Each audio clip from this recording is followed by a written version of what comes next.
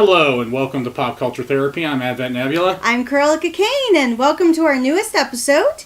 It is going to be kind of on like a catch-up of basically what we've been doing for the last few weeks, as well as recapping a convention we just went to this past weekend. Yes, we're going to go and talk about kind of what we've done, any of the shows we've kind of kept up on, what we're looking forward for the new TV season that's just starting up next week, if there's any shows that are premiering or new season of stuff we're going to watch. And then NDK was this previous weekend, and then we'll talk about that experience. And if you haven't checked out yet, Kaiju's uploaded interviews we had over the past weekend. Yeah, so I guess starting off with the convention, just because it's so fresh in all of our minds, it was a lot of fun. It was a great season. It was a great season. Yeah, I would think of it as a season. Yeah, this is the end of the summer season for convention season. It really is. And so with NDK, or NDK as it's primarily known as in the community around here, we got to chat with a lot of great voice actors and cosplay artists, as well as just catching up with people we haven't seen in maybe a half a year, because there's another local convention out here. Or some that we hadn't seen in a year. Oh, exactly. So it was a great opportunity. And I know I will have a full coverage blog about the con this week, probably later on this week, or depending on when Kaiju Okami posts this, it could already be out, because I unfortunately don't know what his planning schedule is. Yeah, and this convention, it was a little odd because we normally do panels, but we didn't decide to go till a couple weeks before the convention was about to start. So we never even inputted any of the panel ideas for what we have, which we will have a couple of these panels coming for Colorado Anime Fest next year. Absolutely. Same thing with Anime Detour and any other conventions we may end up attending throughout the year. I do have to joke, I was talking to my mom about this, because my mom always wants to know a recap of conventions, even though she watches like the most minimal amount of anime ever. I was like, I kind of felt like a heroine addict coming off a high, just like so eager and ready, because always used to doing panels and always used to having to be on, and then you have nothing. And one of our friends, Julia, who did a Sailor Moon panel with one of her friends, I felt so I had to keep my mouth shut, because she was like, I want feedback. And I'm like, I want to do the panel. I don't want to give feedback. I just want to control everything. Yeah, it's basically when the two of us, because when we do a panel together, we segue off each other a little too well, and I think it annoys Kaiju at times. It does. So, but yeah, we have a lot of good convention panel ideas that we're going to roll out for next year.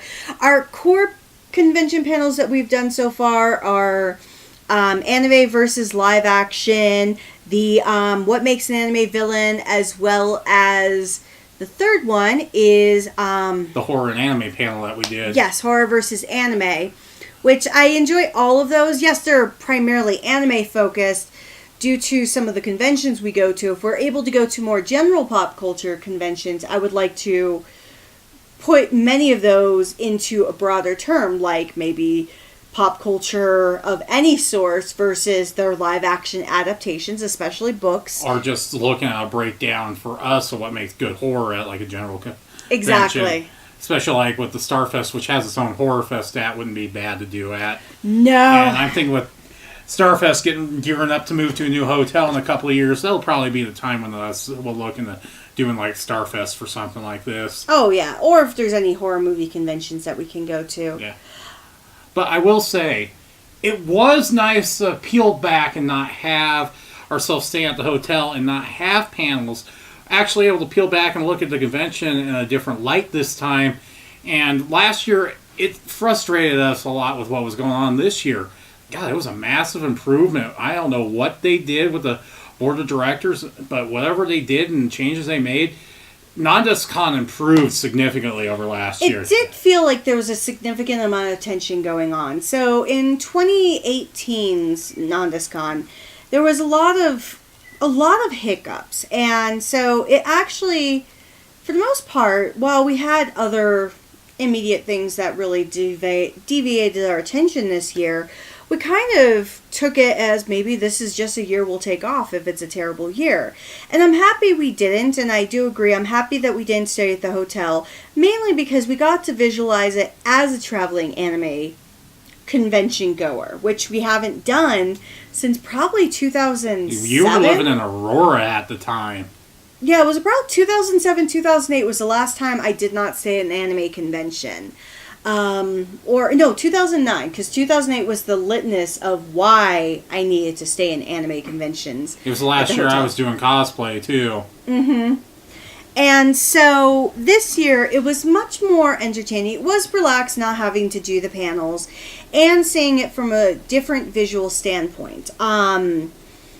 Another thing I will say that has always become a pinch point for me on anime conventions in general, not just NDK, but all anime conventions, that I wish there was a better way to build a mousetrap, so to speak. And that's the autograph lines. That's something I'm going to be pointing out a lot. I think I've pointed out a lot in other blogs when I've talked about conventions, but I'm really going to focus on this one as well because they're trying to do a new system and there's a lot of failures that are coming along with it. And that's due to the fact that if somebody wants to meet a voice actor or actress and they want to do the autograph, which yes, that's their option, that's their choice, that's why they have to weigh their options, but the way many conventions, including NondisCon, have it set up is technically you're not allowed to line up until an hour prior to when they start handing out tickets, which is usually an hour before the autograph session.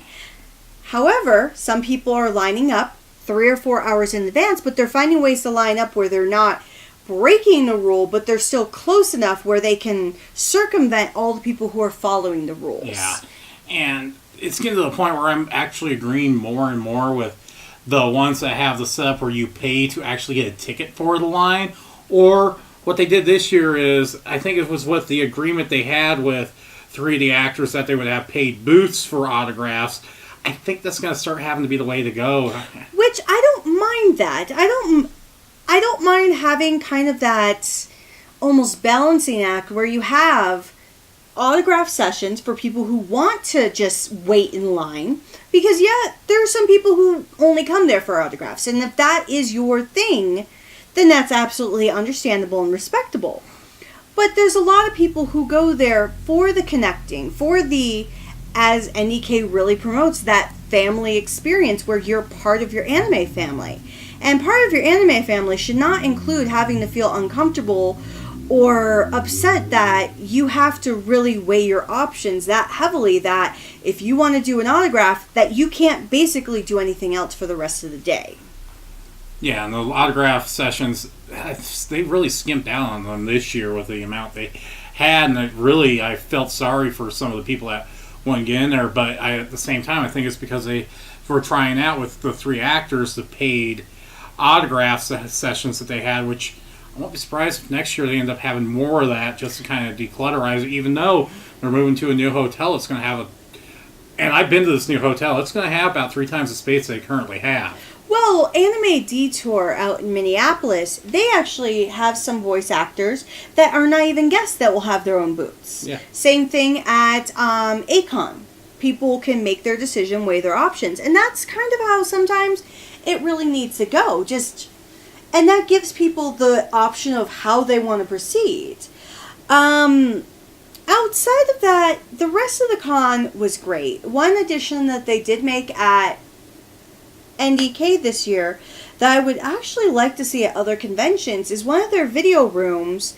They actually had sessions that were about 4-hour blocks where, to not distract viewers, so if people didn't want to be there when this was happening, they didn't have to, is where they had tables set up in the front of the room so people could, if they wanted to, watch movies or watch anime while they're playing on their computer, while they're building something, while they're being constructive. Which was really smart because they had people building Gundams while watching Gundam. And I know for myself, if I have a Lego set, the only time I really build it, is so I don't build it way too quickly, is when I'm watching stuff. So it gives me a chance to kind of slowly go with it. Same thing with any other crafts. I usually end up doing it when I'm watching stuff, so I'm focused on what I'm watching, but I don't feel like I'm not doing anything. Yeah, that was a really smart move. Panel selection this year, I really didn't go to many panels outside of the ones that we signed ourselves up for press, and then one additional panel, and that was really it. And it seems like you did the same thing. Mm-hmm. Yeah, for the most part, panel selection, and this is not being a snob by any means of saying, oh, well, since I do so many panels, I know what works and what doesn't. Why do I want to go to any kind of other person's panel? But I do it. I do panels because I like to showcase what I know and have the engagement. And that's kind of what I look for in other panels. One of the panels I did go to this year, while I had some critiques on how it was presented, not presented, but how fast it was done, I actually was very happy to see something like this. So it was a panel on Unit 731, which admittedly, and they even talked about this in the panel, most people really don't know what that means. If you ever have a chance to look it up, I'm not going to go into too far of detail on a podcast, because I will say it's a very disturbing point in Japanese and afterwards American history about how it all plays out. And if you're familiar with World War II history, you will know exactly what this means. Yes and no. They try to hide it from... Because my grandfather was a World War II vet, so anything that we had on World War II history, we learned. But I think some diehards, I'm not saying that nobody would know, but diehards would probably know more than just casual or people who are only focused on a certain extent of it. But it's called Unit 731. There was a Warehouse 13 episode on it. There was an X-Files episode that kind of focused on it. But if you ever get a chance to learn about it, it is very sad when you think about the terrible atrocities that were done by the Japanese. And this is not kamikaze aspect. This is entirely different. And it doesn't diminish my love for their culture currently or anything like that. But it's kind of a reminder, just like for the American culture, that we're not us as individuals, but our culture and our country is not innocent by any means. Yeah, I mean, my grandfather was in the Pacific side of World War II, and I have a little more of an idea what it was. I've done some research on it, but when I've looked into it, I kind of get sickened when I read into it. I just have to turn myself away on it, so I don't know if I would have been able to actually handle a full panel on it. Well, I finally remembered the term because they talked about it. It's the most disturbing term in the world, called vivisection. So everyone has dealt with a version of vivisection, but it's mainly on the flip side of dissection. So if you're too young, definitely don't look it up, because I know many of our viewers can be of different ages. So if you're under the age of 18, I would probably not look it up unless you have your parents there to communicate with you on what it means.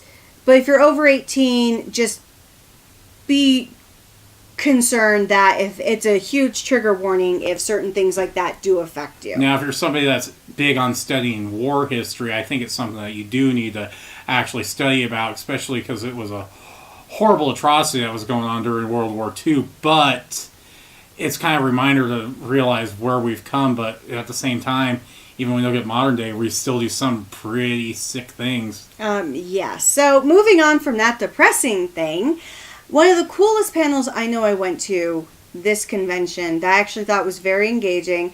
Can't remember the host's name. I'll have to look it up. But he did a panel on American cartoon openings that were produced in Japan. So you were born in mid-'80s, where I experienced the full generation. You got the whole decade. I had the whole decade there. So for anyone who is not familiar, and it doesn't matter on age, if you weren't alive for most of the 80s, you never experienced it. During the 80s and early 90s, there was a huge boom of cartoons. And comparatively, even today with Cartoon Network and stuff, the cartoon era of, I would say, about 82 to about 93, that 10, 11 year period, we had a lot of cartoons. We didn't, and none of our cartoons, yes, some of them were cheaply made in certain degrees, but honestly not to the point of the way they are now with Adventure Time and Ed, Edd n Eddy. I'm not saying these shows are bad, I'm just saying the quality is much different. But at the same time, you don't have as many animation errors as you did back then on some of the, which you can go back and actually see some of the animation errors with the cells, and you can tell they did not line the cells up correctly, where today they'd use computers. Well, exactly, no, and that's 100% something I agree with. So, what the host did for this panel, which I thought was fascinating, is he would show openings of the different television shows that were popular during these eras, that the opening song, because back in the 80s, compared to a live shows even today for live action or animated, outside of Japan, you really don't have large opening songs or large closing songs. And usually if you have an opening song nowadays, it's of a show that's been running for a long time, like Doctor Who or Star Simpsons. Trek or The Simpsons, where it's just kind of ingrained into the pop culture at this point. And even the anime shows that come to the stateside now, if they air on TV, their openings are chopped in half. Or Netflix doesn't even have the openings. Actually, no, they don't. Yeah. I haven't watched too many shows that I haven't seen already, so I don't pay attention. But, so, shows, which surprised me, some of the shows, Tiny Toon Adventures, which I would have never guessed, DuckTales, the original, Teenage Mutant Ninja Turtles. That doesn't surprise me. It doesn't surprise me, but I was surprised. Also, there was Batman. I did not know the original opening was done in Japan, where the series was done in the States. I actually knew that one. Well, and Marcus knew quite a few of them. Oh, Kaiju, but everybody knows his real name, so it's not a big deal. But, yeah, there were quite a few shows that I really did not honestly know they were done in Japan. So, I thought that was a fascinating one. Yeah.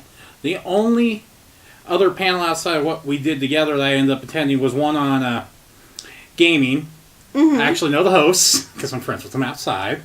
But it ended up going over RPGs and then some of the gaming on that. And then a lot of the post-discussion ended up becoming a rant on Blizzard and Activision. Which is why I stay away from their games. Yeah, as some people probably know, there's not a single original person that founded Blizzard left anymore, and now Activision is pretty much taking control of the company, and the one person that's left from Blizzard from when it was still at its heyday just wants to focus on Overwatch now, and after getting done with the presentation, it kind of became a rant into that as it got into late into the night before I had to go home to the dog. So, moving aside from the convention, because we could be here all bloody day talking about an anime convention, I kind of want to go outside of that and just kind of catch up on, like you had mentioned earlier, Advent, new seasons coming out for sweeps periods. So, in the United States, this period of time is called sweeps, where they sweep in all of these new series, and there's two times for sweeps. There is the beginning of all the new seasons, and then the end of all the new seasons in May.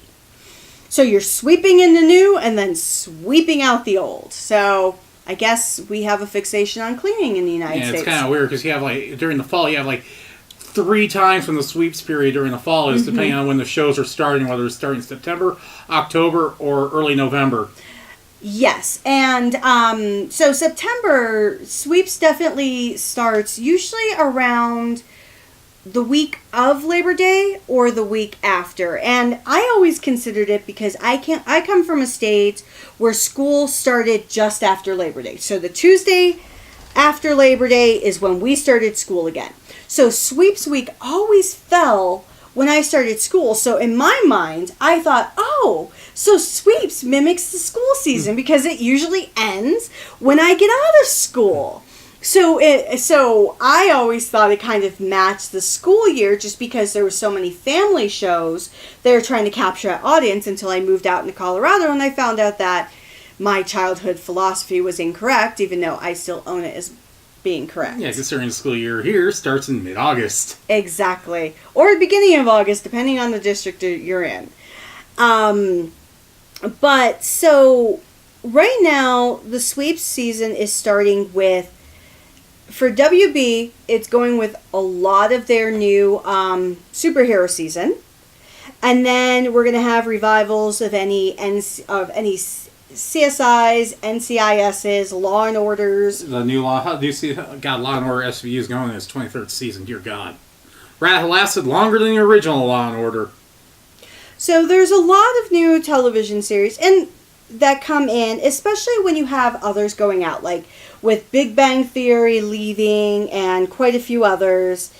And Arrow only getting a half a season this year. You're going to have a lot going on. And then the strange thing about the sweeps period is it's not just television networks that do it anymore. You now have the streaming services, primarily Hulu and Netflix and Amazon Prime, that catch into it. And theirs is really unique because they end up pointing theirs towards mid-October and November around Thanksgiving. This year for Netflix, which is granted really the only series I'm looking forward to currently, is Witcher premieres in November during the week before Thanksgiving. Well, and the benefit for streaming services is they don't have to follow the same structure because they drop everything at once. Well, they can drop everything at once if they choose to. There's some series that they don't always do that. And then what Disney Plus is going to do when they launch November 12th is the shows are going to be on a weekly basis. They are not going to have binge watching until the entire series is out. Well, Hulu does that currently. I know Amazon does, and Netflix does it for some of their shows. Well, Amazon doesn't do it for their originals. Their originals come out in one package. Yes, but certain other shows, they will do that weekly thing just to kind of keep their audiences consistent. And the ones that's usually with on Amazon are the ones that have an association with other networks. So, but the other benefit with streaming services, which I think is why a lot of companies are going to that regard, is unlike having to follow the network sweeps period, because that's where you see the booms, that's where you see the advertisements, because with this sweep starting around this time of year, guess what people are planning for? I bet you can't guess because you don't have kids and you've never been around kids. The holiday season. Ooh, yeah. So, usually the sweeps, even though it's not for children's shows really, they will start producing the advertisements that get everyone into gear for Halloween, for Thanksgiving, for Christmas. So they utilize this as kind of an advertising pool of, just like with the Super Bowl, that's why the cost of commercials can raise or deflate based on the time of year. Yeah, and also looking forward to seeing one new show that I don't stream on, and it's one that I like to watch over a friend's house or acquire in other ways. New season of South Park. Another thing I'm looking forward to. Oh yeah, we get South Park. I should probably just record it and then you can watch it. Yeah. But, so there's a lot of different things. Like one thing I am kind of looking forward to, but I'm not looking forward to because they've burned me way too many times. American Horror Story. Oh yeah, we were talking about this earlier, and the new season's gonna pull from Sleepaway Camp and the original Friday the 13th movie with a summer camp style story. And I'm a huge fan of slasher horror, so I basically, because that's kind of how I started my horror movie craze. And I'm interested to see how they're going to do it, but at the same time, they've burned me way too many times. I'm not so very trusting.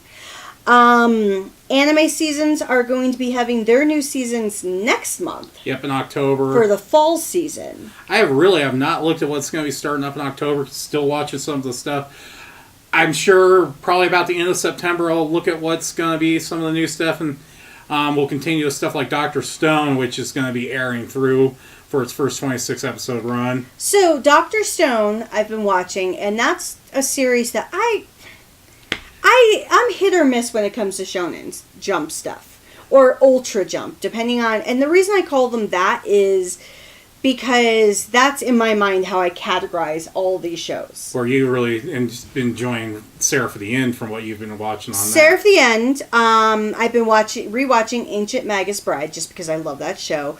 But Dr. Stone is super incredible, and the storytelling is, for being a shonen show, and this is not to diminish the quality of shonen shows because I love so many of them, is it's actually incredibly intelligent. Mm-hmm.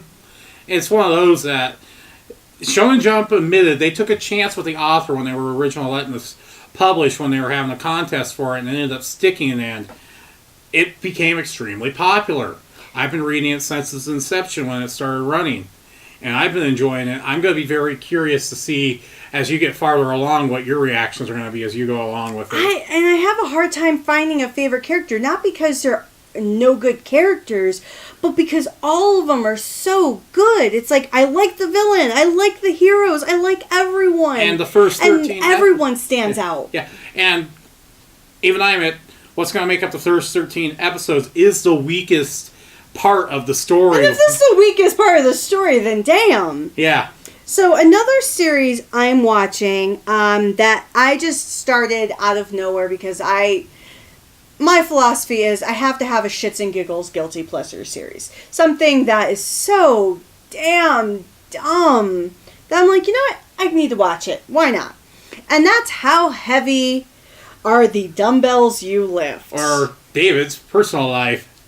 Yeah, so one of our friends who's a trainer, actually two of our friends who are trainers, David and Kevin, and if you ever look on Facebook, look up Nerd Gym, just to give them a shout out, they're huge fitness people, and we train with them.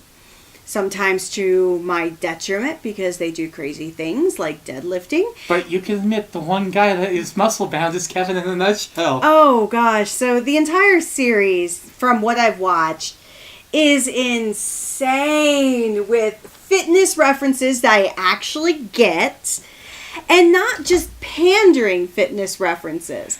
The only thing I have to say, and I think of our one friend who talks about this, that I posted online when I was talking about, is if I had a calorie counter that told me exactly how many calories for everything I was eating as I was walking around, I would be screwed in life. I'd be screwed. Now, my guilty pleasure trash series of this season is actually one of the more popular ones people have been watching, and that's Do You Love Her Mother and her 2-hit multi-target attack. I still have to watch that. Yes, I mean, yes, it's ecchi fan service, and the compromising positions that the son finds with his mother at times are a little cringe. But the heart of the story and some of the side characters are just, you can't help but watch it. But it's not an incest series. Nope. Okay, good. Nope, the mother's actually trying to hook her son up with one of the girls they've met in the isekai world. And she's a tsundere. The one series that I ran away from is called Miss Caretaker of Sunaharuso. I don't blame you. Oh my god. I'm not even going to dignify this with an explanation of what the plot is. But Yeah, I read the synopsis of the show, and I was like, nope. Well, I give every show a chance, because if I didn't, I would never watch Interviews with Monster Girls. And I have to recommend, if you want to watch a show, I would definitely watch that, because Interview with Monster Girls was so damn adorable and so true to life on different elements of things while being a series about monsters. And you gotta admit, the gym teacher's probably the one that you have to feel the most sorry for. The succubus? Yeah. Yeah. I don't think I could be a succubus in a public place. Especially a shy, introverted succubus. Yeah. It's a slice of life show that is really worth your time. I wish they would do another season of it. Supposedly they are, but I'm not holding my breath. And one show I kind of gave, it's an Ultra Jump series. I kind of gave myself a bit of time, went back before watching it, and just ended up binge watching it, which you probably saw. Binge watched Golden Kamuy. Oh yeah, I saw that. Yeah, I ended up deciding, I mean, it's been out for almost a full year, and the third season has been announced. So I was like, you know what, I'll end up giving this a shot, and boy, was I surprised in how good it was. I think the other one I want to watch, just because everything I've seen for it looks good, but I'm not sold on it, but I'm sold enough that I'll give it a shot, is Astra Lost in Space. That's one that I keep hearing about, and I will give a shot down the line. Yes, and when I do, I'll definitely give a review on it, just so anybody else who's interested can definitely take a shot. And if you've seen it, please do let me know if it's worth it or not. Outside of that, the big things I've been doing are I've been rewatching some horror movies. I just recently watched Lake Placid and Shark Night. Betty White with her babies. Oh, I know. Betty White's the only one who can do a old lady psychopath justice. Yeah. Really, I haven't seen any movies since our last podcast because we're really having time to get out. And really, it's not until it comes out and I won't be going with you guys. It'll be us dragging our friend who's definitely afraid of clowns, so he's stuck all between us while watching the movie. Oh, but Pennywise is just so good. I hate clowns, but he's so awesome. So, the one thing I have to say I'm concerned about with the movie is having read the book multiple times, and I probably read the book way too young, which is what constituted partly my fear of clowns, is it looks like they're changing some of the character aspects. So I'm hoping it's done right. And the director said if there was a director's cut of this movie, it'd be about 4 hours, and the two movies together on a director's cut would be about 6.5 hours. I'd be game because... Which he wants to release it. It's all up to if Warner Brothers will release it. Well, they've done it before with some of their other properties, so I wouldn't be surprised. I think outside of that, I don't have too many other new shows that I've watched because it's just been so busy. Plus, usually the summer months you don't get too many new shows. Like you watch The Boys. Yeah, I'm having one of my friends watch it through. I'm watching it again and having him watch through it. We got through the first 3 of the 8 episodes the other week while you guys were preparing for NDK and hanging out with one of our friends who came to town that I didn't get a chance to see because it was kind of last minute, sounds like it. Mm-hmm. But I got him up to the most creative use of C4, as I like to say. And if anybody... Okay, is it Jackie Brown level of creative use?